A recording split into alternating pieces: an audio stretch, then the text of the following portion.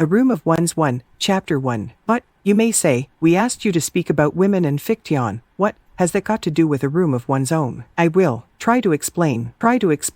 When you asked me to speak about women and fiction, I sat down on the banks of a river and began to wonder what the words meant. They might mean simply a few remarks about Fanny Burney, a few more about Jane Austen, a tribute to the Brontes and a sketch of Haworth Parsonage under snow, some witticisms if possible about Miss Mitford, a respectful allusion to George Eliot, a reference to Mrs. Gaskell, and one would have done, but at second sight the words seemed not so simple. The title Women and Fiction might mean, and you may have meant it to mean, women and what they are like, or it might mean women and the fiction that they write, or it might mean women and the fiction that is written about them, or it might mean that somehow all three are inextricably mixed together and you want me to consider them in that light. But when I began to consider the subject in this last way, which seemed the most interesting, I soon saw that it had one fatal drawback. I should never be able to come to a conclusion. I should never be able to fulfill what is, I understand,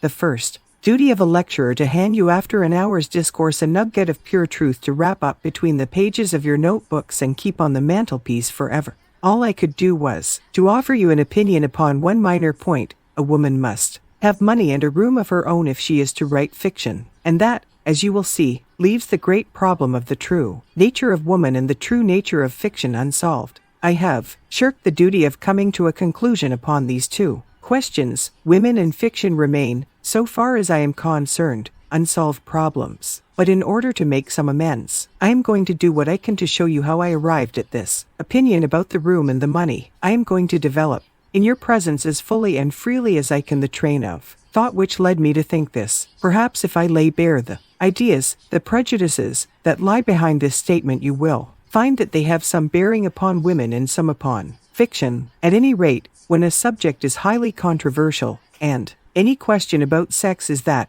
one cannot hope to tell the truth. One can only show how one came to hold whatever opinion one does hold. One can only give one's audience the chance of drawing their own conclusions as they observe the limitations, the prejudices, the idiosyncrasies of the speaker. Fiction here is likely to contain more truth than fact. Therefore I propose, making use of all the liberties and licenses of a novelist, to tell you the story of the 2 days that preceded my coming here, how, bowed down by the weight of the subject which you have laid upon my shoulders, I pondered it, and made it work in and out of my daily life. I need not say that what I am about to describe has no existence. Oxbridge is an invention, so is Fernham. I is only a convenient term for somebody who has no real being. Lies will flow from my lips, but there may perhaps be some truth mixed up with them. It is for you to seek whether any part of it is worth keeping.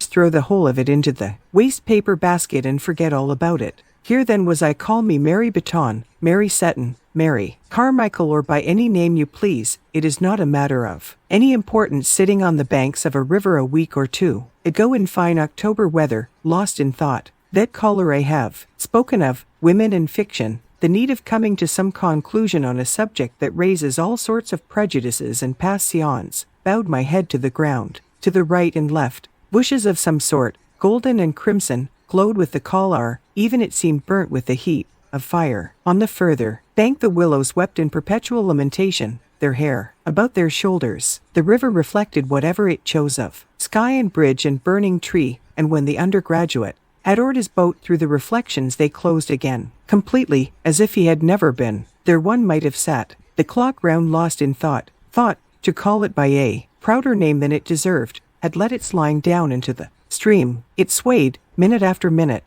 hither and thither, among the reflections and the weeds, letting the water lift it and sink it until, you know, the little tug, the sudden conglomeration of an idea at the end of one's line, and then the cowtew's hauling of it in, and the careful laying of it out. Alas, laid on the grass, how small, how insignificant this thought of mine. Look, the sort of fish that a good fisherman puts back into the water so that it may grow fatter and be one day worth cooking and eating. I will not trouble you with that thought now, though if you look carefully you may find it for yourselves in the course of what I am going to say.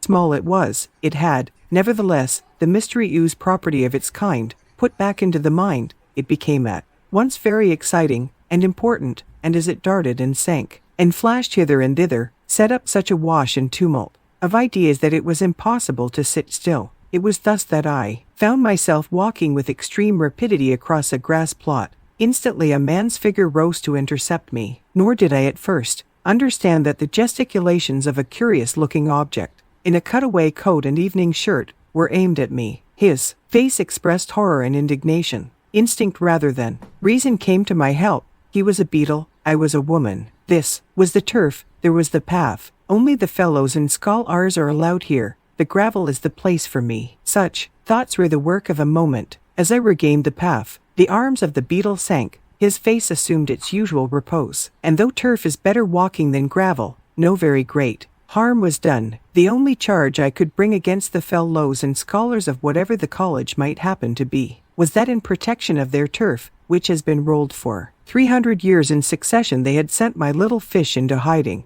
What idea it had been that had sent me so audaciously trespassing I could not now remember. The spirit of peace descended like a cloud from heaven, for if the spirit of peace dwells anywhere, it is in the courts and quadrangles of Oxbridge on a fine October morning. Strolling through those colleges past, those ancient halls, the roughness of the present seemed smoothed away, the body seemed contained in a miraculous glass cabinet through which no sound could penetrate, and the mind, freed from any contact with facts unless one trespassed on the turf again, was at liberty to settle down upon whatever meditation was in harmony with the moment. As chance would have it, some stray memory of some old essay about revisiting Oxbridge in the long vacation brought Charles Lamb to mind. St. Charles, said Thackeray, putting a letter of Lamb's to his forehead. Indeed, among all the dead I give you my thoughts as they came to me. Lamb is one of the most congenial, one to whom one would have liked to say, tell me, then how you wrote your essays, for his essays are superior, even to Max Beerbohm's, I thought,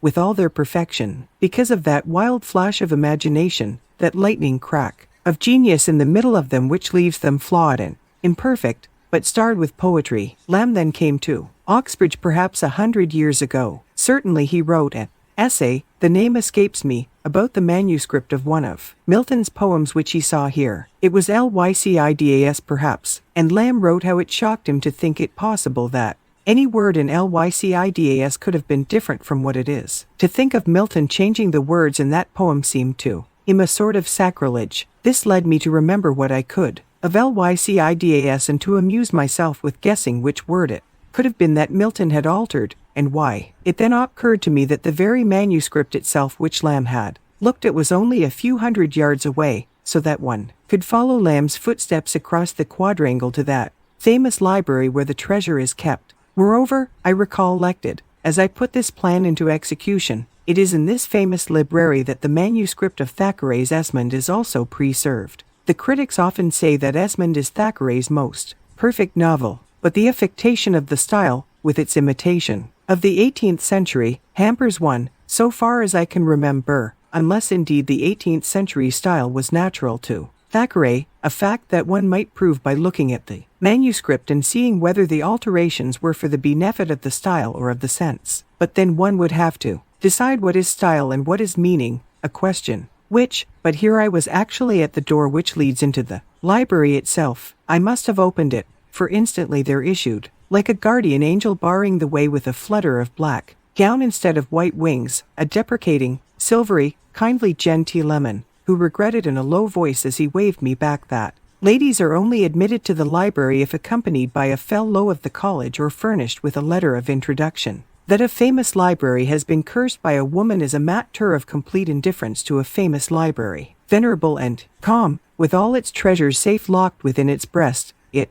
sleeps complacently and will, so far as I am concerned, so sleep forever. Never will I wake those echoes, never will I ask for that hospitality again, I vowed as I descended the steps in anger. Still an hour remained before luncheon, and what was one to do? Stroll on the meadows, sit by the river. Certainly it was a lovely autumn morning, the leaves were fluttering red to the ground, there was no great hardship in doing either, but the sound of music reached my ear. Some service or celebration was going forward. The organ complained magnificently. As I passed the chapel door, even the sorrow of Christianity sounded in that serene air more like the recollection of sorrow than sorrow itself. Even the groanings of the ancient organ seemed lapped in peace. I had no wish to enter had I the right, and this time the verger might have stopped me, demanding, perhaps my baptismal certificate, or a letter of introduction, from the dean. But the outside of these magnificent buildings is often as beautiful as the inside. Moreover, it was amusing enough to watch the congregation assembling, coming in and going out again, busying themselves at the door of the chapel. Like bees at the mouth of a hive, many were in cap and gown. Some had tufts of fur on their shoulders, others were wheeled in bath chairs, others, though not past middle age, seemed creased and crushed into shapes so singular that one was reminded of those giant crabs and crayfish who heave with difficulty across the sand of an aquarium. As I leant against the wall, the university indeed seemed a sanctuary in which are preserved rare types which would soon be obsolete if left to fight for existence on the pavement of the Strand. Old stories of old deans and old dons came back to mind, but before I had summoned up courage to whistle, it used to be said that at the sound of a whistle old professor instantly broke into a gallop. The venerable congregation had gone inside. The outside of the chapel remained. As you know, its high domes and pinnacles can be seen, like a sailing ship always voyaging, never arriving, lit up at night and visible for miles, far away across the hills. Once, presumably, this quadrangle with its smooth lawns, its massive buildings, and the chapel itself was marsh, too, where the grasses waved and the swine rootled. Teams of horses and oxen, I thought, must have hauled the stone in wagons from far countries, and then with infinite labor the grey blocks in whose shade I was now standing were poised in order one on top of another, and then the painters brought their glass for the windows, and the masons were busy for centuries up on that roof with putty and cement, spade and trowel. Every steady somebody must have poured gold and silver out of a leathern purse into their ancient fists, for they had their beer and skittles presumably of an evening. An unending stream of gold and silver, I thought, must have flowed into this court perpetually to keep the stones coming and the masons working, to level, to ditch, to dig and to drain. But it was then the age of faith, and money was poured liberally to set these stones on a deep foundation, and when the stones were raised, still more money was poured in from the coffers of kings and queens and great nobles to ensure that hymns should be sung here and scholars taught, lands were granted, tithes were paid, and when the age of faith was over and the age of reason had come, still the same flow of gold and silver went on. Fellowships were founded, lectureships endowed. Only the gold and silver flowed now, not from the coffers of the king, but from the chests of merchants and manufacturers, from the purses of men who had made, say, a fortune from industry, and returned, in their wills, a bounteous share of it to endow more chairs, more lectureships, more fellowships in the university where they had learnt their craft. Hence the libraries and laborator-wise, the observatories, the splendid equipment of costly and delicate instruments which now stands on glass shelves, where, centuries ago, the grasses waved and the swine rootled. Certainly, as I strolled round the court, the foundation of gold and silver seemed deep enough, the pavement laid solidly over the wild grasses. Men with trays on their heads went busily from staircase to staircase. Gaudy blossoms flowered in window boxes. The strains of the gramophone blared out from the rooms within. It was impossible not to reflect.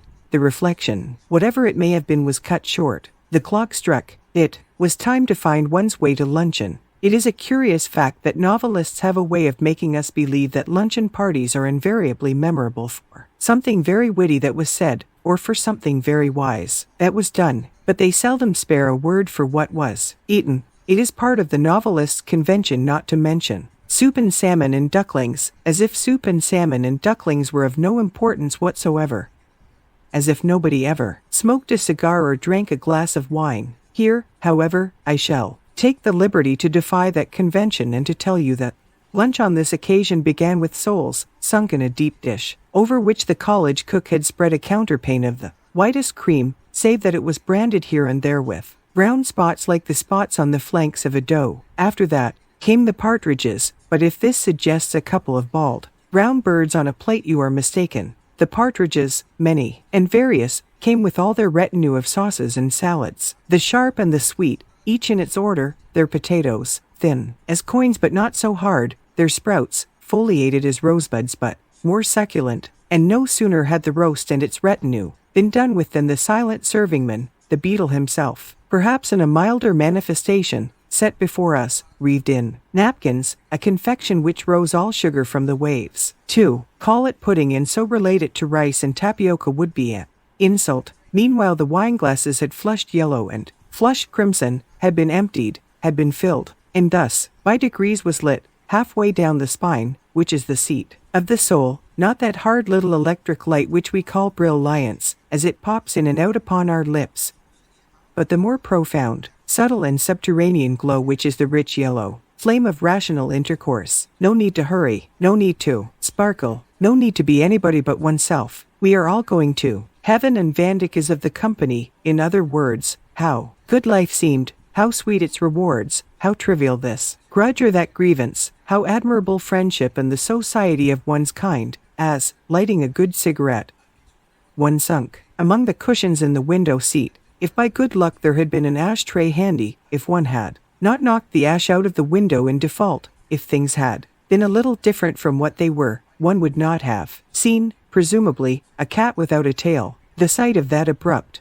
and truncated animal padding softly across the quadrangle changed by some fluke of the subconscious intelligence the emotional light for me. It was as if someone had let fall a shade. Perhaps the excellent hawk was relinquishing its hold. Certainly, as I watched the Manx cat pause in the middle of the lawn as if it too questioned the universe, something seemed lacking, something seemed different. But what was lacking, what was different, I asked myself, listening to the talk. And to answer that question I had to think myself out of the room, back into the past, before the war indeed, and to set before my eyes the model of another luncheon party held in rooms not very far distant from these, but different. Everything was different. Meanwhile the talk went on among the guests, who were many and young, some of this sex, some of that. It went on swimmingly, it went on agreeably, freely, amusingly, and as it went on I set it against the background of that other talk, and as I matched the two together I had no doubt that one was the descendant,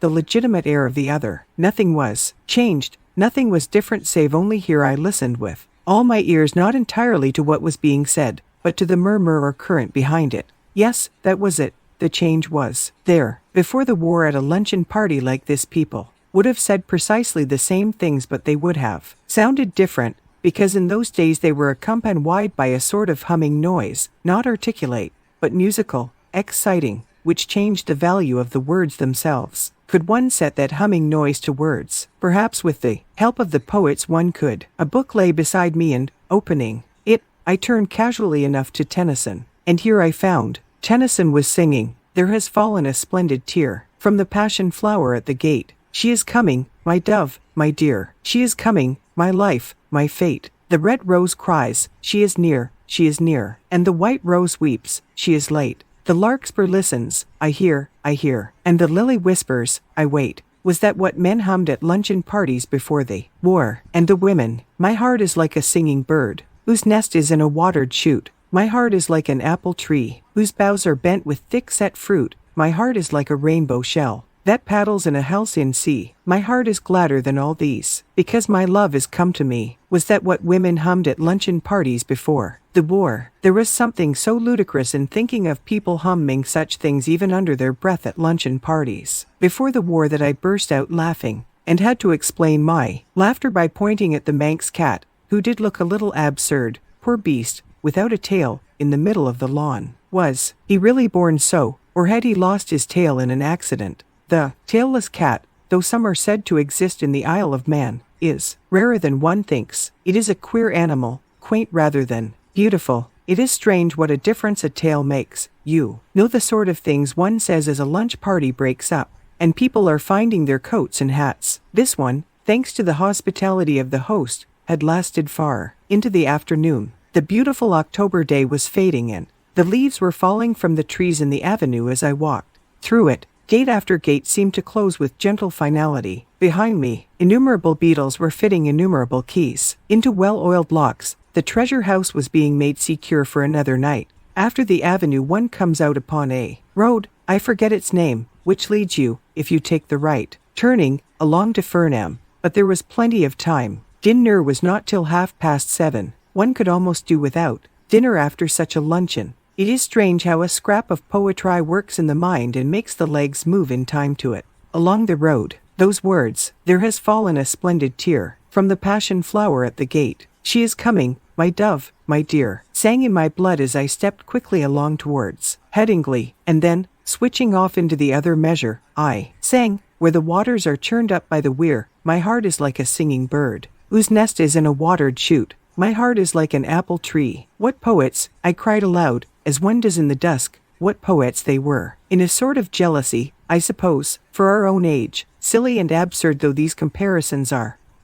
I went on to wonder if honestly one could name two living poets now as great as Tennyson and Christina Rossetti were then. Obviously it is impossible, I thought, looking into those foaming waters, to compare them. The very reason why that poetry excites one to such abandonment, such rapture, is that it celebrates some feeling that one used to have, so that one responds easily, familiarly, without troubling to check the feeling, or to compare it with any that one has now. But the living poets express a feeling that is actually being made and torn out of us at the moment. One does not recognize it in the first place, often for some reason one fears it. One watches it with keenness and compares it jealously and suspiciously with the old feeling that one knew. Hence the difficulty of modern poetry, and it is because of this difficulty that one cannot remember more than 2 consecutive lines of any good modern poet, for this reason, that my memory failed me. The argument flagged for want of material. But why, I continued, moving on towards Headingley, have we stopped humming under our breath at luncheon parties? Why has Alfred ceased to sing, "She is coming, my dove, my dear"? Why has Christina ceased to respond, "My heart is gladder than all these, because my love is come to me"? Shall we lay the blame on the war? When the guns fired in August 1914, did the faces of men and women show so plain in each other's eyes that romance was killed? Certainly it was a shock to see the faces of our rulers in the light of the shell fire. So ugly they looked, German, English, French, so stupid. But lay the blame where one will, on whom one will. The illusion which inspired Tennyson and Christina Rossetti to sing so passionately about the coming of their loves is far rarer now than then. One has only to read, to look, to listen, to remember. But why say blame? Why, if it was an illusion, not praise the catastrophe, whatever it was, that destroyed illusion and put truth in its place? For truth, those dots mark the spot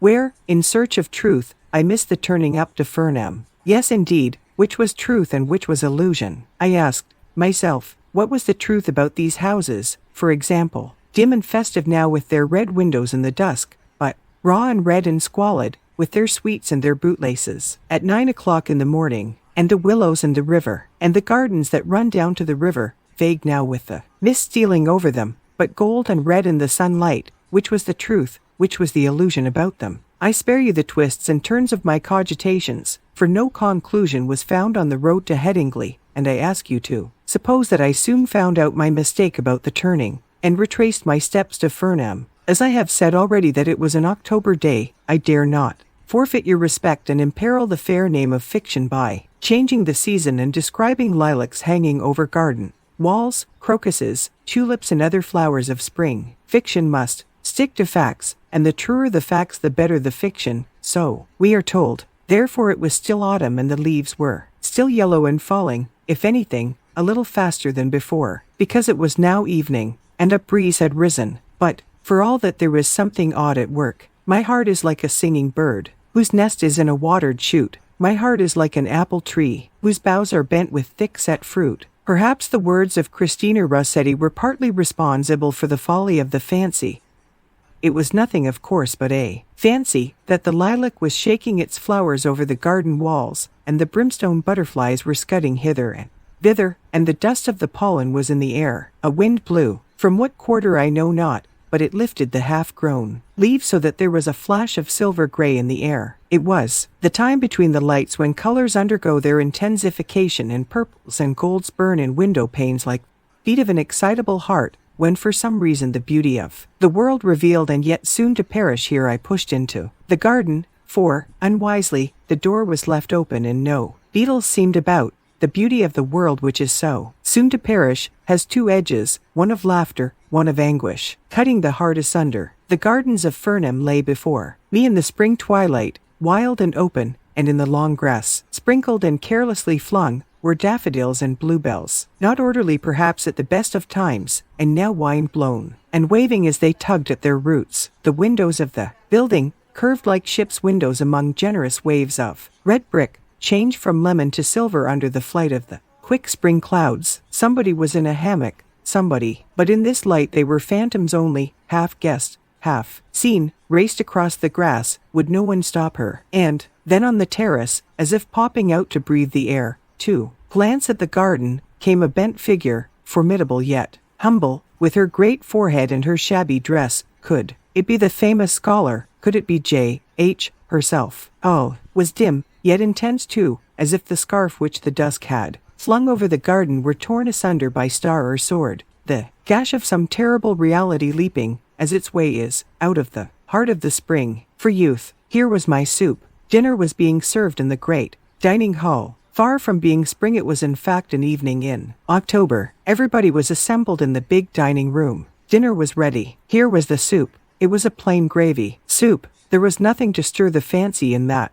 One could have seen through the transparent liquid any pattern that there might have been on the plate itself, but there was no pattern. The plate was plain. Next came beef with its attendant, greens and potatoes, a homely trinity, suggesting the rumps of cattle in a muddy market, and sprouts curled and yellowed at the edge, and bargaining and cheapening, and women with string bags on Monday morning. There was no reason to complain of human nature's daily food, seeing that the supply was sufficient, and coal miners doubtless were sitting down to less. Prunes and custard followed, and if anyone complains that prunes, even when mitigated by custard, are an uncharitable vegetable, stringy as a miser's heart and exuding a fluid such as might run in misers' veins who have denied themselves wine and warmth for 80 years and yet not given to the poor, he should reflect that there are people whose charity embraces even the prune. Biscuits and cheese came next, and here the water jug was liberally passed round, for it is the nature of biscuits to be dry, and these were biscuits to the core. That was all. The meal was over. Everybody scraped their chairs back. The swing doors swung violently to and fro. Soon the hall was emptied of every sign of food, and made ready no doubt for breakfast next morning. Down corridors and up staircases the youth of England went banging and singing. And was it for a guest, a stranger, for I had no more right here in Fernham than in Trinity or Somerville or Girton or Newnham or Christchurch, to say the dinner was not good, or to say we were now, Mary Seton and I, in her sitting room. Could we not have dined up here alone? For if I had said anything of the kind, I should have been prying and searching into the secret economies of a house which to the stranger wears so fine a front of gaiety and courage. No, one could say nothing of the sort. Indeed, conversation for a moment flagged. The human frame being what it is, heart, body, and brain all mixed together, and not contained in separate compartments as they will be no doubt in another million years, a good dinner is of great importance to good talk. One cannot think well, love well, sleep well, if one has not dined well. The lamp in the spine does not light on beef and prunes. We are all probably going to heaven, and Vandyck is, we hope, to meet us round the next corner. That is the dubious and qualifying state of mind that beef and prunes at the end of the day's work breed between them. Happily my friend, who taught science, had a cupboard where there was a squat bottle and little glasses, so that we were able to draw up to the fire and repair some of the damages of the day's living. In a minute or so we were slipping freely in and out among all those objects of curiosity and interest which form in the mind in the absence of a particular person, and are naturally to be discussed on coming together again. How somebody has married, another has not, one thinks this, another that, one has improved out of all knowledge, the other most amazingly gone to the bad, with all those speculations upon human nature and the character of the amazing world we live in, which spring naturally from such beginnings. While these things were being said, however, I became shamefacedly aware of a current setting in of its own accord and carrying everything forward to a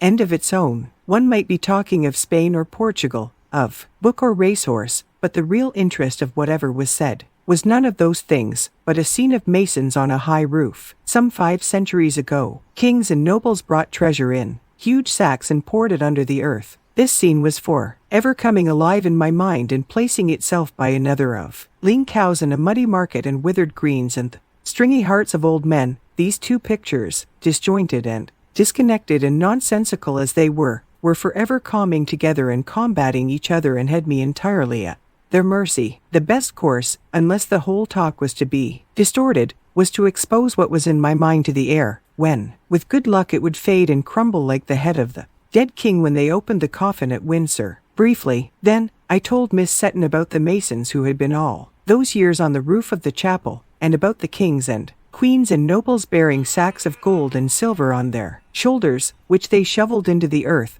and then how the great financial magnates of our own time came and laid checks and bonds, I suppose, where the others had laid ingots and rough lumps of gold, all that lies beneath the colleges. Down there, I said, but this college, where we are now sitting, what lies beneath its gallant red brick and the wild unkempt grasses of the garden? What force is behind that plain china off which we dined? And here it popped out of my mouth before I could stop at the beef, the custard and the prunes. Well, said Mary Seton, about the year 1860, oh, but you know the story, she said, bored, I suppose, by the recital. And, she told me, rooms were hired, committees met, envelopes were addressed, circulars were drawn up, meetings were held, letters were read out, so and so has promised so much. On the contrary, Mr. won't give a penny. The Saturday Review has been very rude. How can we raise a fund to pay for offices? Shall we hold a bazaar? Can't we find a pretty girl to sit in the front row? Let us look up what John Stuart Mill said on the subject.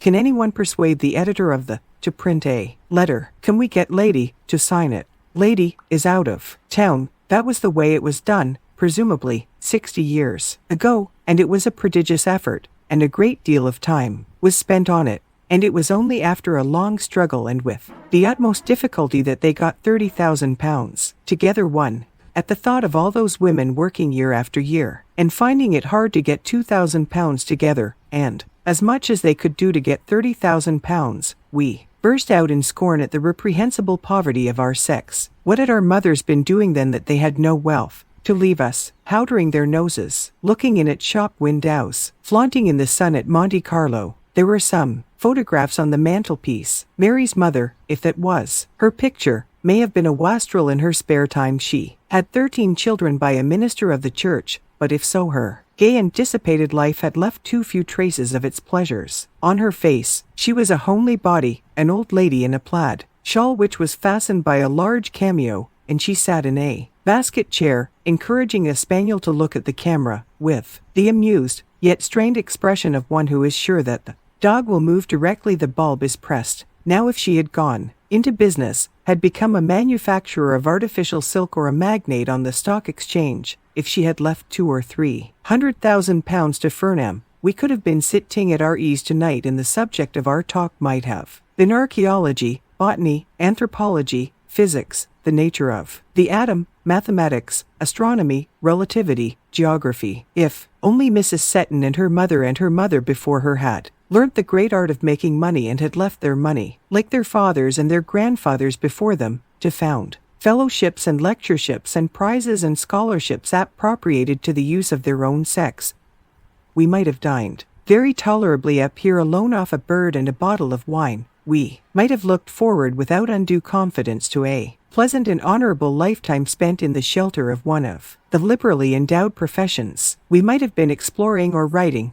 mooning about the venerable places of the earth, sitting contemplative on the steps of the Parthenon, or going at 10 to an office and coming home comfortably at 4:30 to write a little poetry. Only, if Mrs. Seton and her like had gone into business at the age of 15, there would have been, that was the snag in the argument, no Mary. What, I asked, did Mary think of that? There between the curtains was the October night, calm and lovely, with a star or two caught in the yellowing trees. Was she ready to resign her share of it and her memories, for they had been a happy family, though a large one, of games and quarrels up in Scotland, which she is never tired of praising for the fineness of its air and the quality of its cakes, in order that Fernham might have been endowed with £50,000 or so by a stroke of the pen. For, to endow a college would necessitate the suppression of families altogether. Making a fortune and bearing 13 children, no human being could stand it. Consider the facts, we said. First, there are 9 months before the baby is born. Then the baby is born. Then there are 3 or 4 months spent in feeding the baby. After the baby is fed, there are certainly 5 years spent in playing with the baby. You cannot it seems, let children run about the streets. People who have seen them running wild in Russia say that the sight is not a pleasant one. People say, too, that human nature takes its shape in the years between 1 and 5. If Mrs. Sutton, I said, had been making money, what sort of memories would you have had of games and quarrels? What would you have known of Scotland, and its fine air and cakes and all the rest of it? But it is useless to ask these questions, because you would never have come into existence at all. Moreover, it is equally useless to ask what might have happened if Mrs. Sutton and her mother before her had amassed great wealth and laid it under the foundations of college and library, because, in the first place, to earn money was impossible for them, and in the second, had it been possible, the law denied them the right to possess what money they earned. It is only for the last 48 years that Mrs. Sutton has had a penny of her own. For all the centuries before that it would have been her husband's property, a thought which, perhaps, may have had its share in keeping Mrs. Sutton and her mother's off the stock exchange. Every penny I earn, they may have said, will be taken from me and disposed of according to my husband's wisdom, perhaps to found a scholarship or to endow a fellowship in Balliol or King's, so that to earn money, even if I could earn money, is not a matter that interests me very greatly. I had better leave it to my husband. At any rate, whether or not the blame rested on the old lady who was looking at the spaniel, there could be no doubt that, for some reason or other, our mothers had mismanaged their affairs very gravely. Not a penny could be spared for amenities, for partridges and wine, beetles and turf, books and cigars, libraries and leisure. To raise bare walls out of bare earth was the utmost they could do. So we talked standing at the window and looking, as so many thousands look every night, down on the domes and towers of the famous city beneath us. It was very beautiful, very mysterious in the autumn moonlight. The old stone looked very white and venerable. One thought of all the books that were assembled down there, of the pictures of old prelates and worthies hanging in the panelled rooms, of the painted windows that would be throwing strange globes and crescents on the pavement, of the tablets and memorials and inscriptions, of the fountains and the grass, of the quiet rooms looking across the quiet quadrangles. And I thought, too, of the admirable smoke and drink and the deep armchairs and the pleasant carpets, of the urbanity, the geniality, the dignity, which are the offspring of luxury and privacy and space. Certainly our mothers had not provided us with anything comparable to all this. Our mothers who found it difficult to scrape together £30,000, our mothers who bore 13 children to ministers of religion at St. Andrews. So I went back to my inn, and as I walked through the dark streets I pondered this and that, as one does at the end of the day's work. I pondered why it was that Mrs. Sutton had no money to leave us, and what effect poverty has on the mind, and what effect wealth has on the mind, and I thought of the queer old gentlemen I had seen that morning with tufts of fur upon their shoulders, and I remembered how if one whistled, one of them ran, and I thought of the organ booming in the chapel and of the shut doors of the library, and I thought how unpleasant it is to be locked out, and I thought how it is worse, perhaps, to be locked in, and, thinking of the safety and prosperity of the one sex and of the poverty and insecurity of the other, and of the effect of tradition and of the lack of tradition upon the mind of a writer, I thought at last that it was time to roll up the crumpled skin of the day, with its arguments and its impressions and its anger and its laughter, and cast it into the hedge. 1,000 stars were flashing across the blue wastes of the sky. One seemed alone with an inscrutable society. All human beings were laid asleep, prone, horizontal, dumb. Nobody seemed stirring in the streets of Oxbridge. Even the door of the hotel sprang open at the touch of an invisible hand. Not a boots was sitting up to light me to bed. It was so late.